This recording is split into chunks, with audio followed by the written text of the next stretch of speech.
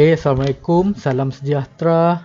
Baik, untuk latihan hari ini kita akan buat pemahaman. Baik, kalau ikutkan hari Khamis kita akan sambung buat karangan, tapi sebab karangan kita dah buat bagi habis hari Rabu, jadi kita hari Khamis dan Jumaat ni kita akan buat latihan pemahaman saja. Baik, okay, macam biasa latihan pemahaman dia akan diberikan dua bahan.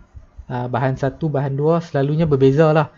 Bahan satu lain, bahan dua lain. Tapi untuk pemahaman ni selalunya bahan satu dengan bahan dua ni sama je. Dia bagi ayat-ayat. Jadi bacalah ayat ni semua. Okey. Baca-baca ayat ni semua dan lepas itu dia akan ada soalan di bawah untuk dijawab. Okey, jadi bagaimana cara nak menjawab? Okey, untuk kali ni cikgu tak akan bagi dah jawapan. Maksudnya cikgu nak semua tulis sendiri.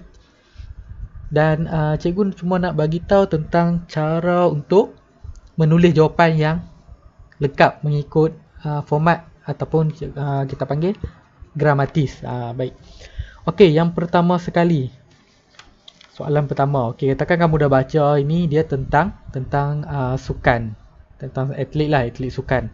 Nombor 1 dengan nombor 2 sama. Dua-dua tentang bahan ini tentang atlet sukan. Baik, okey, sekarang kita tengok soalan nombor 1.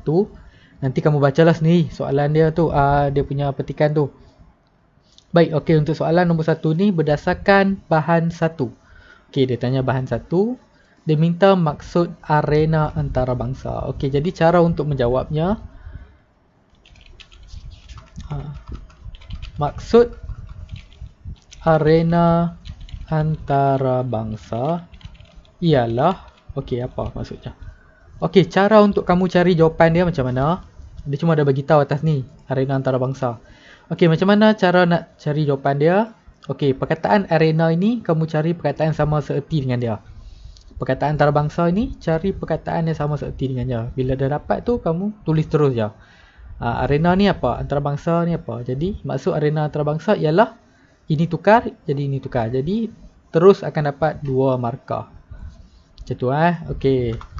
Senang je, tak susah pun. Baik, sekarang ni untuk bahan kedua. Ni 2 markah. Dia dapat 2 markah senang je. Baik, okey. Sekarang untuk soalan kedua. Soalan kedua ni dia minta kamu rujuk bahan 1 dan bahan 2. Maksudnya dua-dua sekali. Nyatakan masalah yang melanda bidang sukan di negara kita. Okey. Kalau kita tengok ini masalah dan markah yang diberikan 3. Okey, berapa isi kita kena bagi? Kalau macam ni sebaiknya untuk bahan 1 kita cari 2 isi dan bahan 2 kita cari 2 isi. Jadi akan ada 4. Nanti pemeriksa akan tengok markah. Kalau 4 tu betul dia akan ambil 3 markah. Kalau 4 betul 1 salah dia akan ambil 3 markah juga. Jadi buat macam itulah. Okey, jadi cara nak tulis masalah yang melanda bidang sukan di negara kita ialah, okey, isi pertama. Kalau nak senang sambung terus. Ataupun sekejap. Ialah, okey. Betul tulis dan. Sambung teruslah bagi jadi satu ayat je. Bagi 2. Okey. Lepas tu selain itu dalam bahan 2 masalah yang melanda ialah, okey, kita bagi dia punya 2 isi dan okey, macam ni pun boleh. Maka akan jadilah 4 isi dan akan dapat markah penuh 3. Baik. Kalau katakan tak jumpa 4, jumpa 3, boleh bagi 3 je. Bahan 1 ni kita bagi 1, bahan 2 kita bagi 2. Okey, jadi ingat jangan bagi bahan 1 saja. Kita katakan kita bagi dua-dua bahan 1 je, bahan 2 tak ada, maka tak akan dapat markah penuh ni. Okey, untuk soalan yang seterusnya hampir sama. Tapi soalan ini adalah soalan pendapat. Kalau soalan nombor 2 tadi ni jawapan dia ada dalam petikan, cari je. Kalau bahan 1 ni dalam perenggan kedua ada jawapan dia. Okey, kalau bahan kedua ni jawapan dia ada dalam mana? Carilah. Baik, okey, soalan yang ketiga. Pelibatan seseorang dalam acara sukan dapat memberikan pelbagai faedah. Okey, dia minta faedah kot. Pada pendapat anda, apakah faedah-faedah yang diperoleh seseorang dengan menyertai acara sukan? Okey, dia minta faedah. Ni pendapat sendiri. Ini mudah. Carilah kebaikan menyertai acara sukan. Kamu pun tahu kan, kamu pernah join sukan. Okey, jadi macam mana nak tulis? Boleh juga tulis pada pendapat saya. Faedah, apakah tu jangan tulis dah. Sebab kita nak jawab, bukan kita nak tulis soalan lagi.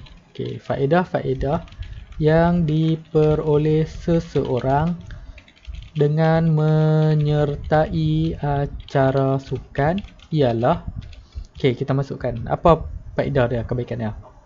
Kalau ni ada 3, maka kita bagi 3 je. Okey, lepas tu selain itu, koma, isi yang kedua, jawapan yang kedua. Okey, titik. Itu akhir sekali, jawapan yang ketiga. Okey, titik. Baik, habis. Macam tu cara jawab dia. Ingat faedah ni mudah je. Jangan risau, boleh jawab. Baik. Okey, dan soalan yang terakhir, soalan keempat. Soalan keempat ni panjang sikit. Dia sebab dia nak menerangkan situasi dulu. Okey, seorang rakan anda bercita-cita untuk menjadi atlet negara yang berpendapatan tinggi. Berpendapatan tinggi ni maksudnya cari jadi atlet negara yang kaya lah, atlet. Macam pemain bola sekarang ni, kita tahu kan gaji mahal. Seminggu pun dah berapa ribu. Macam itulah. Baik. Namun semasa kejohanan sukan sekolah, rakan anda telah tewas untuk memburu kejayaan. Dia berasa amat kecewa. Sebagai rakan yang prihatin, cadangkan persediaan. Okey, ini dia punya soalan. Persediaan yang perlu dilakukan oleh rakan anda untuk menjadi jutawan sukan seperti yang dihajatinya.